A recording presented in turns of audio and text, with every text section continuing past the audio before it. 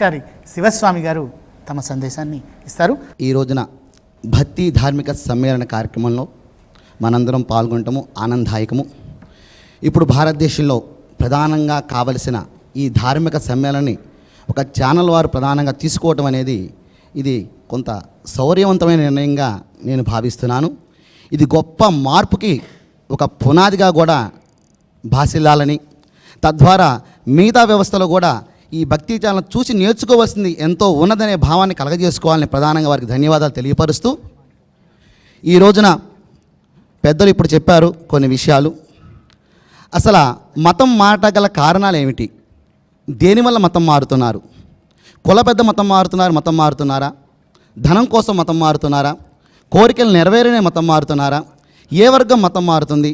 మతం మారగల ముఖ్యమైన కారణాలు ఏమిటి అని మనం చూసుకుంటే, ప్రధానంగా ఇన్ని లక్షల మంది ఏకకాలంలో మతాలు మారుతున్నప్పుడు, ఎంతోమంది ఆ మత ప్రవక్తలు బోధలు చేస్తూ మారుస్తున్నప్పుడు, భారతీయ గురు వ్యవస్థ ఇంత గొప్పది అంత గొప్పదని ప్రగల్భాలు పలుకుతున్న మనము గురు పాత్రలో ఉండి ఎంతవరకు న్యాయం చేయగలుగుతున్నాము అనే ప్రశ్న ముందు పరమ పూజ్యులైన గురుస్థానంలో ఉన్న పండితులు కానీ పీఠాధిపతులు కానీ వేసుకోవాల్సిన ఆవశ్యకత ఇప్పుడు గట్టిగా నొక్కి వక్కానించవలసిన అవసరం ఉన్నది. ఒక వ్యక్తిని ఒక వస్తుజాలనో మాయాజాలనో మాటల గారిడితో మార్చే పరిస్థితిలో భారతీయుల యొక్క మనసులు అంత చిన్నవా? అంత విషయాల దాంట్లో మారిపోయే అవసరం ఉందా? అంటే భారతీయ గురు వ్యవస్థ ఎందుకు ఇంత బలహీనంగా మారింది, ఎక్కడి నుంచి వచ్చింది అనే మూలాల్లోకి వెళ్ళి చర్చ చేయవలసిన అవసరం ఎంతో ఉన్నది. ఇందా చాలామంది మాట్లాడారు, కొంతవరకు మూలాన్ని టచ్ చేస్తున్నారు, కొంతవరకు మళ్ళీ సమభాగంలో తీసుకొస్తున్నారు. ప్రధానంగా ఈ రోజున ధనం అనేది ప్రధాన భాగస్వామిని వహిస్తుంది ఈ మత మార్పిల్లో. భారతదేశంలో హరిద్వార్ నుంచి కన్యాకుమారి వరకు చూసుకుంటే కొన్ని వేల పీఠాలు చాలా బలంగా ఆస్తులతోనూ ట్రస్టులతోనూ ఉన్న పీఠాలు ఉన్నాయి. వారు తమ పీఠాల నుంచి ధనాన్ని తీసి ఒక సామాన్య బడుగు ప్రజల్లోకి వెళ్ళి అక్కడున్న దేవాలయ వ్యవస్థకు కానివ్వండి, ఆ ధర్మ వ్యవస్థలకు కానీ సహాయ సహకారం అందించవలసిన అవసరం ఎంతైనా ఉన్నది. కానీ ఈ రోజున అవి తగ్గిపోయి పాదపూజలతోనూ ధన సమీకరణలతోనూ సామ్రాజ్యాల విస్తరణలతోనూ ఈ యొక్క మత భేదాలతోనూ శైవ వైష్ణవ భేదాలతోనూ ఒక వర్గాన్ని తమ అనుకూలంగా మార్చుకుని ఎదగడానికి ప్రయత్నిస్తున్న గురు వ్యవస్థ మా కళ్ళకు కనబడుతుంది. మరి మేము ఇప్పుడే పుట్టిన పిల్లలం దీంట్లో మాకన్నా మహానుభావులు, విద్యావేత్తలు, అఖండమైన జగద్గురు పీఠస్థానం ఉన్న మహానుభావులు మాకు మార్గదర్శకం చేయవలసిన అవసరం ఎంతైనా ఉన్నది. వారి మార్గదర్శకుల్లో మేమందరం ప్రయాణం చేయవలసిన అవసరం కూడా ఉన్నది.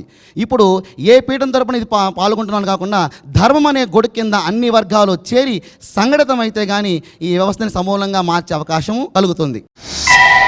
పుట్టా సురేంద్రబాబు గారు వివేక పథం అనే పత్రికని నల్లగొండ జిల్లా దూరకొండ నుంచి నడుపుతూ ఉన్నారు. అసలు హిందూ ధర్మం ఎదుర్కొంటున్న ప్రధాన సవాళ్ళు ఏమిటి అనేది ప్రకరణ. హిందూ ధర్మం అంటే ఇది అనేటువంటి స్పష్టమైనటువంటి ప్రకటన, చట్టం ఏర్పడకపోవడం మొదటి అంశం మనకి. రెండవది, ధర్మము కాలానుగుణ్యంగా మారుతూ వస్తుంటుంది అనేది మన సాంప్రదాయము, భారతీయ సాంప్రదాయం అంగీకరించింది. ఆ కాలానుగుణ్యమైనటువంటి మార్పు ఈ యుగంలో జరగలేదు. కలో పరాశరస్యాశ అని చెప్తూ కృతయుగానికి మనుస్మృతి అని ఇట్లా వచ్చిన పరంపరలో చాలామంది ధర్మవేత్తలు ధర్మశాస్త్రాలు రాశారు ఈ దేశంలో. ఎవరి దేశానికి ఎవరి ప్రాంతానికి సంబంధించింది వాళ్ళు రాశారు. దేశకాలాన్ని బట్టి మార్చుకుంటూ కూడా వచ్చారు, మార్చుకోమని చెప్పారు.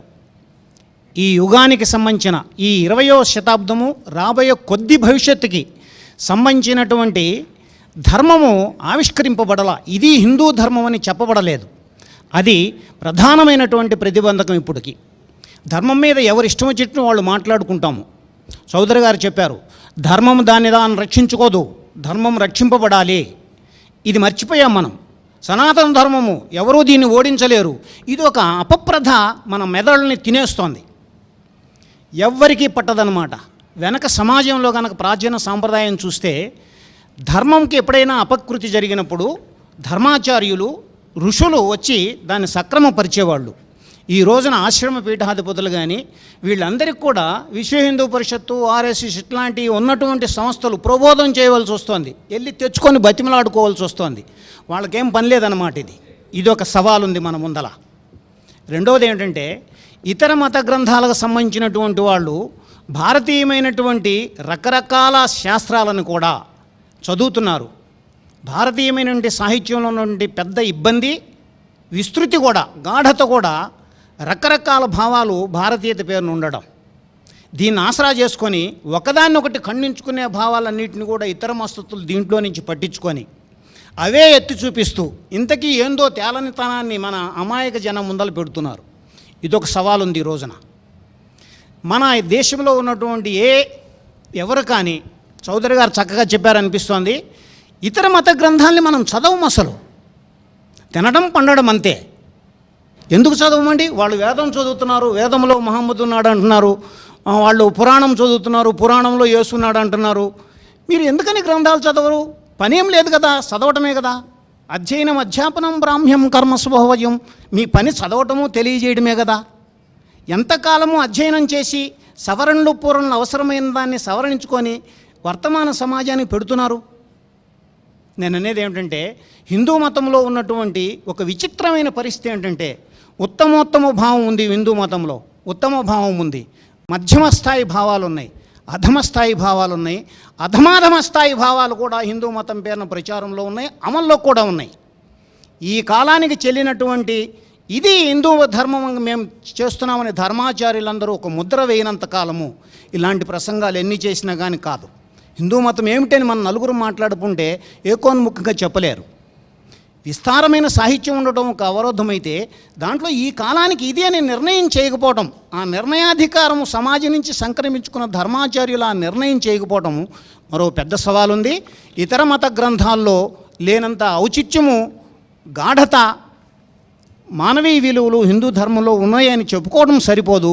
దాంతోపాటు అమానవికమైనటువంటి అంశాలు కూడా హిందూ మతంలో ఉన్నాయి, వాటిని సంస్కరించుకోవలసినటువంటి అవసరం ఉంది. అట్లాగే ఇతర మతాల్లోకి పోవడానికి ప్రధానమైన కారణము రకరకాల ప్రలోభాలతో పాటు ఇక్కడ ఉన్నటువంటి వాళ్ళకి జరిగిన అన్యాయం కూడా, చారిత్రకంగా జరిగినటువంటి అన్యాయం కూడా కారణమవుతుంది. దాన్ని సవరించుకోవాల్సిన అవసరం ఉంది. ఇంకొక అంశం ఏంటండి, ప్రస్తుత ధర్మశాస్త్రం మనకి భారత రాజ్యాంగమే. భారత రాజ్యాంగానికి లోబడే మిగతా ధర్మశాస్త్రాలన్నీ నడవాలి.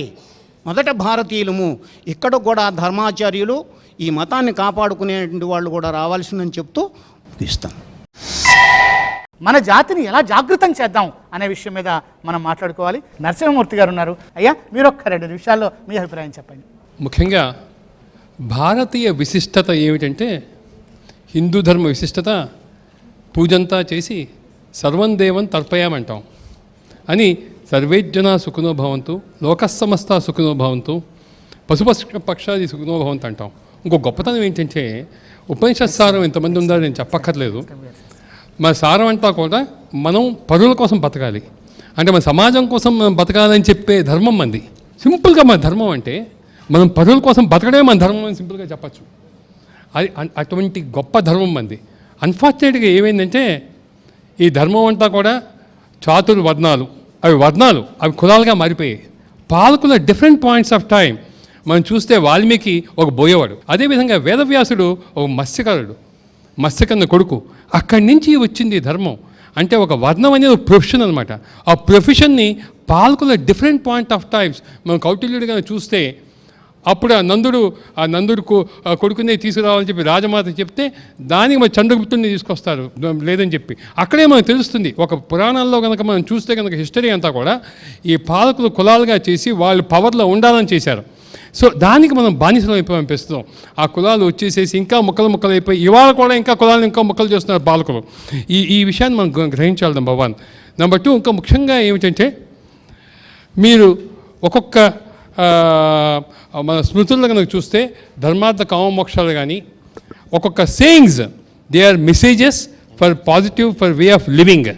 ఏమండి, అటువంటి వే ఆఫ్ లివింగ్ని ఇవాళ డిఫరెంట్ మరి మతాలు కానివ్వండి, different cultures, they are attacking the Hindu culture.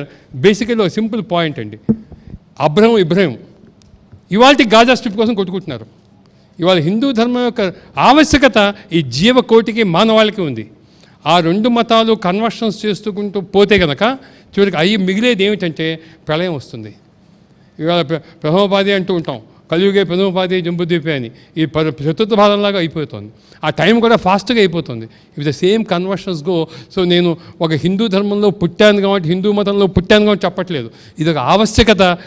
ఈ గ్లోబల్గా హిందూ ధర్మం ఉండాల్సిన ఆవశ్యకత ఏంటంటే, ఇది ఒక్క ధర్మంలోనే మనకి ప్రతి ఆకు, ప్రతి పువ్వు, ప్రతి వస్తువు మనకి దేవుడే. అంటే మన మన మన మన ఎక్కడ అహం బ్రహ్మస్మి అని చెప్పేసి మన మానవుల్లోనే దేవుడు కాదు. మనకు ఒక కుక్క దేవుడు, వరాహం దేవుడు, మత్స్యావతారంలో మనం ఒక చేప దేవుడు. దేవుడు లేని ఆ రూపం లేదు. అంటే ఎవరెవరు ఒక మంచి ఉందో ఆ మంచిలో మనం దేవుడిగా చూసాం. ఇవాళ ఆవుని ఏమండి ఇంత గొడవైంది కదా, ఆవు నెయ్యి కావాలి, మనకి మోకాలు నొప్పులు వస్తాయి, అంటే కీళ్ళ నొప్పులు వస్తే ఆవు నెయ్యి కావాలి, క్యాన్సర్ వస్తే ఆవు మూత్రం కావాలి. అంత ఆవుని చేసేవాళ్ళు ఆవుని ఒక యూనివర్సిటీలో మరీను అక్కడ అంత ఇదిగా చేస్తే దాన్ని మనం ఒక్కరు ఖండించారండి.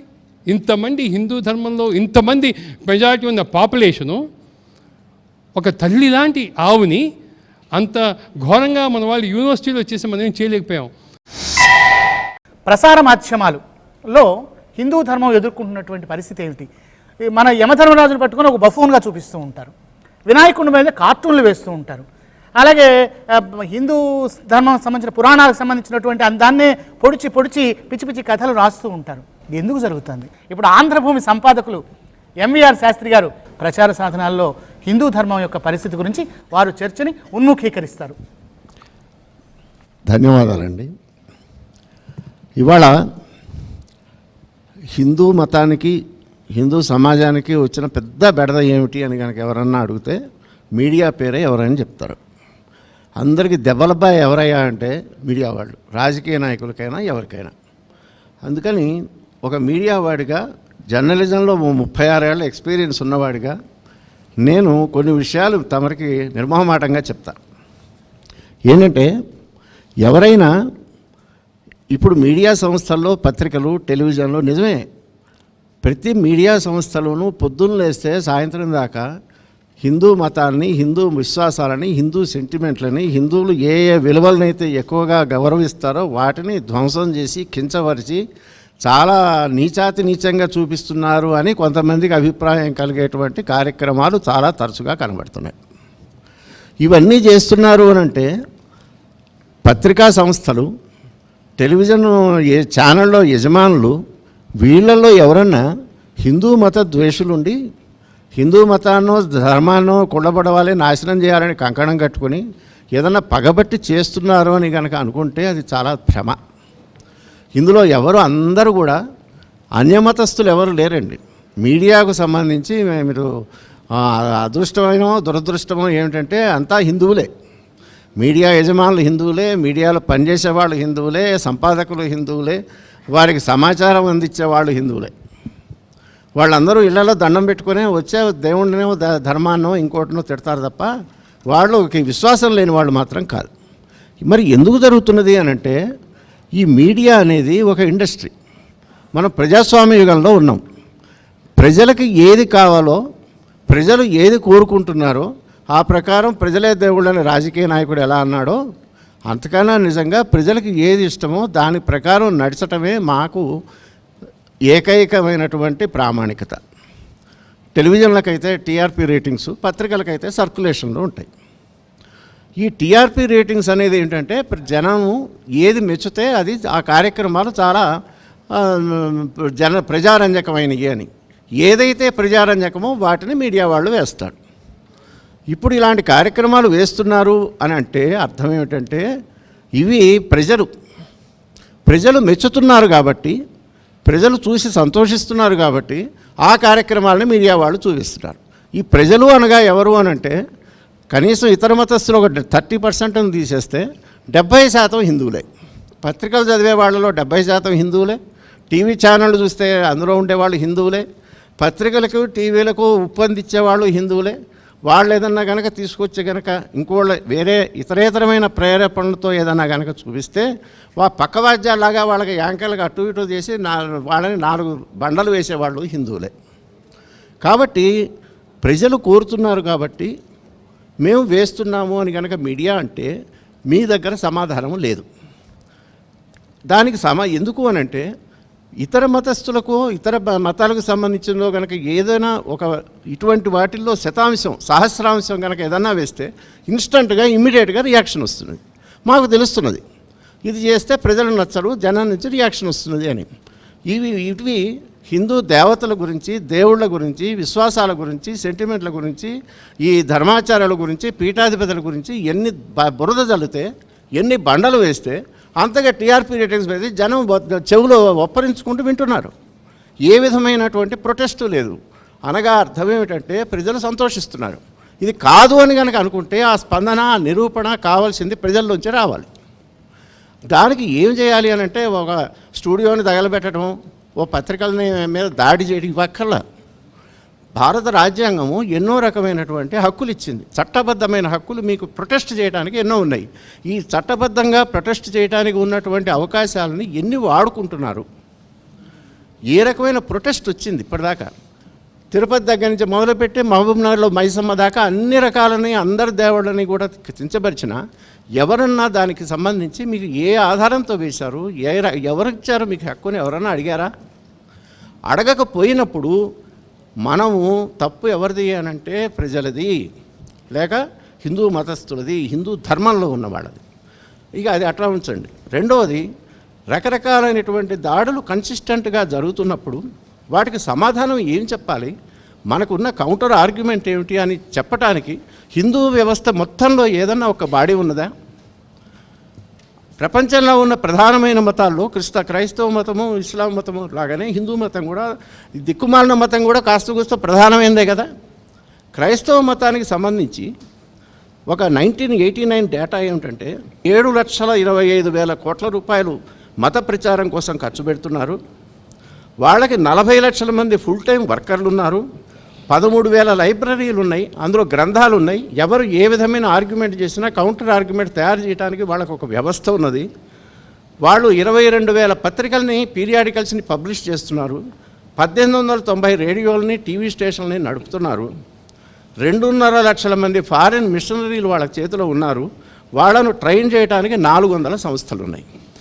మీకు మనవి చేసేదండి, ఈ లెక్కలన్నీ కూడా చాలా పాతవి. ఎంత పాత అంటే 23 ఏళ్ల కింద తీస్తున్నాయి. ఇప్పుడు వీటన్నిటిని 10 పెట్టో 20 పెట్టో హెచ్చవేస్తే అట్లా ఉంటుంది. అంటే ఆ రకమైనటువంటి హిందూ మతం మీదనో దాని మీదనో వాళ్ళ మతంలోకి ఆకర్షించాలని అనుకునే వాళ్ళు ఇంత పకడ్బందీగా వస్తూ ఒక కౌంటర్ ఆర్గ్యుమెంట్స్ బిల్డప్ చేస్తూ, పుస్తకాలు రాస్తూ, ఆ పత్రికల్లో ఇస్తూ, వ్యాసాలు రాస్తూ చేసినప్పుడు వీటికి అన్నిటికీ కూడా అద్భుతమైన సమాధానాలు చెప్పగలిగిన వాళ్ళు మహామహులు ఎంతోమంది ఉన్నారు హిందూ సమాజంలో. వాళ్ళందరూ ఎవరి గుహల్లో వాళ్ళు, ఎవరి పీఠంలో వాళ్ళు, లేకపోతే ఎవరి సంస్థల్లో వాళ్ళు ఉండి మాట్లాడుతున్నారే కానీ అందరూ కలిసి ఇదంతా కలిసి ఒక కామన్ ధర్మానికి సంబంధించింది కదా, దీనికి సంబంధించిన ఆర్గ్యుమెంటు, దీనికి సంబంధించిన వాదం పెట్టేవాళ్ళు వాళ్ళకి కావాల్సిన ఇన్పుట్స్ ఇవ్వటానికి ధర్మవేత్తలు, శాస్త్రవేత్తలు, ఆచార్యులు ఏమి చేస్తున్నారు అని సమాజం అడుక్కోవాలి. అది కనుక వచ్చినప్పుడు ఒక పవర్ఫుల్ ఆర్గ్యుమెంట్ ఉంటే, ఒక విషయం ఎవరన్నా కనుక చెప్తే దాన్ని ఎట్లా ఎదుర్కోవాలి అన్నది కనుక మనకు తెలుసుంటే ఈ ధర్మం నడుస్తుంది. లేదు అనంటే రాకాసి బలులు అని ఇదివరకు ఉండేవి, చాలా ఎత్తుగా ఉండేవి. వాటికి సర్వైవల్ ఇన్స్టింక్ట్ అనేది లేకపోవటం వల్ల అంతరించిపోయింది.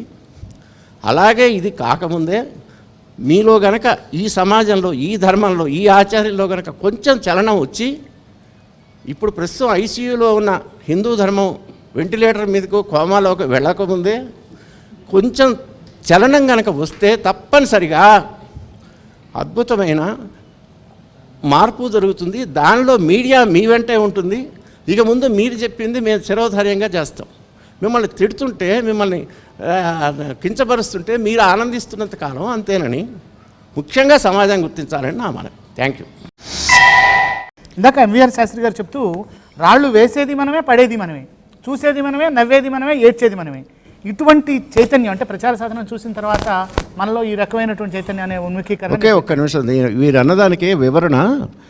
ఇది మీడియా ఆలోచించవలసింది కాదు. ఇవాళ మీడియాలో పత్రిక పెట్టేవాడో, టీవీ ఛానల్ పెట్టేవాడో వాడేదో పొలిటికల్ యాంబిషన్తోనో, ఫైనాన్షియల్ యాంబిషనో, ఇంకేదో బాధల మందితో, ఈతి బాధలతో వాడు పెడుతున్నాడు. ఆయన వచ్చి హిందూ ధర్మ ప్రచారం చేయాలని మీరు అనుకోవటంలోనే తప్పుంది. హిందూ సమాజంలో ఎంతమంది డబ్బులున్న వాళ్ళు లేరా? మల్టీ మిలియనర్స్ లేరా, కోట్ల డొనేషన్లు ఇచ్చేవాళ్ళు లేరా? వాళ్ళు కనీసం ఆ మీడియాని పెట్టొచ్చు అన్న ఇంగిత జ్ఞానం కనుక ఉంటే అద్భుతమైన మీడియా వ్యవస్థ తయారవుతుంది. గంట కడతారు అని అది ఆలోచించాలి.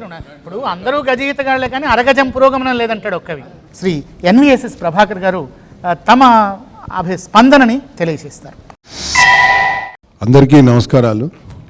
ముఖ్యంగా భక్తి టీవీ ఈ ప్రత్యేక కార్యక్రమాన్ని తీసుకొని మరి ఒక మంచి సందేశాన్ని అందించాలని చెప్పని ఆలోచించడం, దానికి మొత్తం రచనా గ్రూప్ అందరూ కూడా ఈరోజు తోడవటం నిజంగా కొంత సమాజానికి కొంత నూతన ఉత్తేజాన్ని, ఉత్సాహాన్ని ఈ సందర్భంగా ఇస్తుందని చెప్పి నేను భావిస్తున్నాను. చాలా ముఖ్యమైనటువంటి అంశాలతో మన యొక్క చర్చ ప్రారంభమైంది. వివిధ రంగాల్లో పనిచేస్తున్నటువంటి వాళ్ళందరం అంటే మన యొక్క వృత్తి ధర్మాన్ని నిర్వహిస్తున్నాం అని చెప్పని ఆలోచిస్తున్నారే కానీ కొంత మన ధర్మం పట్ల కూడా మన వృత్తిలో ఏ రకంగా వ్యవహరించవచ్చు అన్నటువంటి ఒక అంశాన్ని కూడా కొంత గ్రహించి ఆలోచించి నడుచుకున్నట్టే సందర్భాలు కనుక ఉన్నట్టయితే కొంత మేరకన్నా మనకు మనం కొంత సంస్కరించడానికి కొంత అవకాశం కలుగుతుందని చెప్పని నేను భావిస్తున్నాను. దాంట్లో ముఖ్యంగా మనం ఆలోచించినట్టయితే ఏదన్నా ఒక సందర్భంలో కోర్టు ఒక తీర్పు ఇస్తుంది. కోర్టు తీర్పు ఇచ్చినటువంటి వెంటనే కొన్ని ప్రధాన పత్రికల్లో ఆ తీర్పుకు సంబంధించినటువంటి విషయంలో వ్యాఖ్యానం చేస్తూ పలానా వ్యక్తికి అక్షింతలు అని వేస్తారు. హెడ్డింగ్ పెట్టడమే ఆ రకంగా పలానా వ్యక్తికి అక్షింతలు, లేదంటే ప్రభుత్వానికి అక్షింతలు. లేదు ఒక సందర్భంలో ఎక్కడనో ఒక దగ్గర కుంభకోణం జరిగి కొంత డబ్బు కాజేయడం, లేదంటే సొమ్ము ఏదన్నా కావడం జరుగుతుంది. వెంటనే గోవిందా గోవిందా అని చెప్పని హెడ్డింగ్ మరొకటి మనకు కనబడుతుంది. ఇట్లా స్వాహ అనేటువంటి ఒక విషయం కూడా మన దృష్టికి వస్తుంది. వీటితో పాటుగా ఇంకొక సందర్భం ఏమన్నా వచ్చినప్పుడు తీర్థం పుచ్చుకున్నారని చెప్పంటారు, అంటే శటగోపురం పెట్టారని చెప్పంటారు, అంటే పంగనామాలు పెట్టారు. పంగనామాలు అఫ్కోర్స్ అంటే అనొచ్చేమో అని చెప్పి అనుకోవచ్చు. కానీ ఈ హెడ్డింగ్స్ ఏవైతే ఉన్నాయో ఇవన్నీ కూడా మనం చాలా పవిత్రంగా భావించేటువంటి విషయాలు. అక్షింతలు అనేది ఆశీర్వదించడం కొరకు వేసేటువంటి ఒక అంశం. దాన్ని మనం ఏ రకంగా భక్తులకు కానీ పాఠకులకు కానీ మన సమాజానికి కానీ అందిస్తున్నాం అనేటువంటి విషయంలో మాత్రం వీటికి ఏ నియమ నిబంధనలు అవసరం లేదు. వృత్తి ధర్మంలో మనం ధర్మం కొరకు ఉన్నామా లేదా అని జర్నలిస్టులు కనుక ఆలోచిస్తే తప్పకుండా అటువంటి హెడ్డింగ్స్ వచ్చేటువంటి అవకాశం అనేది ఉండదు. వీటితో పాటుగా మనం ఈరోజు అందరూ టీఆర్పీ రేటింగ్ పెంచుకోవచ్చు. మరి అనుకూలంగా ఈరోజు భక్తి టీవీ అనేది ఛాంపియన్ ఆఫ్ హిందుత్వ కాజ్ అని చెప్పని కూడా మనం అనుకోవచ్చు. ఈ ఘట్టంలో ఇంకా మనం అంటే ఈ ప్రచార సాధనాల అంశం మీద సత్యవాణి గారిని, అనంతలక్ష్మి గారిని, అదిగో అక్కడ హాయిగా అన్ని జాగ్రత్తగా వింటున్నటువంటి సౌందరరాజన్ గారిని, మంజులశ్రీ గారిని ప్రతిస్పందించమని కోరుతూ ముందుగా సత్యవాణి గారు. కురుక్షేత్ర సంగ్రామానికి ముందుగా కురువృద్ధులందరూ ధర్మాధర్మం మధ్య జరిగినటువంటి సంఘర్షణ యుద్ధంగా భావిస్తూ ఆ భావనని ఇక్కడ నాకు తలపింపచేస్తోంది. దానికి రచన జరుగుతోంది అనేటటువంటి మళ్ళీ తిరిగి హిందూ ధర్మాన్ని పునరుద్ధరించడానికి రచన టెలివిజన్ ద్వారా రచన జరుగుతోంది అనడానికి నాకు చాలా ఆనందంగా ఉంది. అందుకు వారికి నేను ధన్యవాదాలు తెలుపుతూ, ప్రచార సాధనాల విషయానికి వస్తే కూడా ఇక్కడ ఇంకో విషయం గమనించాలి మనం. నారద మహర్షి పరమగురువులకు పరమగురువు. నారద మహర్షి గొప్ప జర్నలిస్టు. లోక కళ్యాణం కోసం అటువైపు ఇటువైపు తగవులు పెట్టినట్టు కనపడేవాడే కానీ లోక కళ్యాణం కోసమే పాటుపడ్డాడు. అలాంటి నారద మహామునికి ప్రతీకలైనటువంటి జర్నలిస్టులు ఈ రోజున ఇప్పటి వరకు మనం చర్చించుకున్నటువంటి విషయాల దగ్గరికి వెళితే, ఇప్పుడే మీరు అన్నారు, చెప్పకూడని విషయాన్ని చెప్పడం, చెప్పవలసిన విషయాన్ని చెప్పకపోవడం, దేనికి ప్రాధాన్యతనివ్వాలో దానికి ఇవ్వకపోవడం అనేటటువంటి విషయాలు మనకు జరుగుతూ వస్తున్నాయి. కాబట్టి ఈ రోజున ఇక్కడ జరుగుతున్నటువంటి ఈ కార్యక్రమం ద్వారా ఎన్నో కోట్ల మందికి మనం మన యొక్క భావనను మనం తెలియచేయడానికి ఒక అవకాశం దొరికింది. వేదికగా మనం దీన్ని స్వీకరించగలుగుతున్నాం. పూర్వకాలంలో మనకి ఈ పద్ధతి లేదు. ఇప్పుడు కొత్తగా వచ్చినటువంటి అధునాతనమైనటువంటి టెక్నాలజీని ఉపయోగించుకోవడానికి అవకాశం కలిగింది. కాబట్టి ఇప్పటికైనా మనం మేలుకొందాం.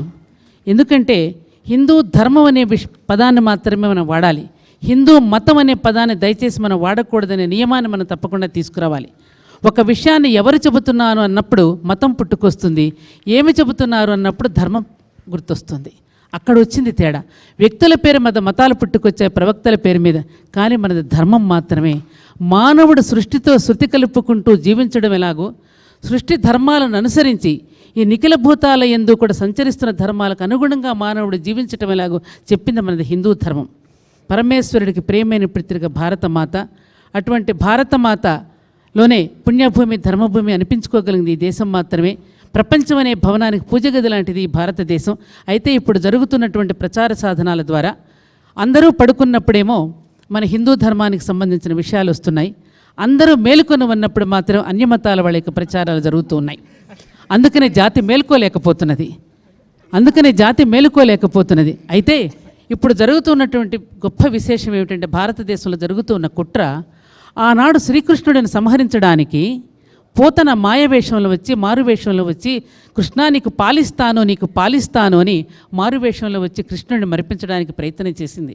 అలాగే ఈ రోజున ఆ పోతన రూపంలోనే మిమ్మల్ని పాలిస్తాను అంటూ అనేక కుట్రలుగా సంస్కృతి మీద, అలాగే ఈ విధమైనటువంటి ఛానల్స్ మీద, ఆ విధంగా సాంప్రదాయాల మీద, విద్యార్థునుల మీద అనేక కోణాల్లో ఈ దేశంలో కుట్ర జరుగుతోంది.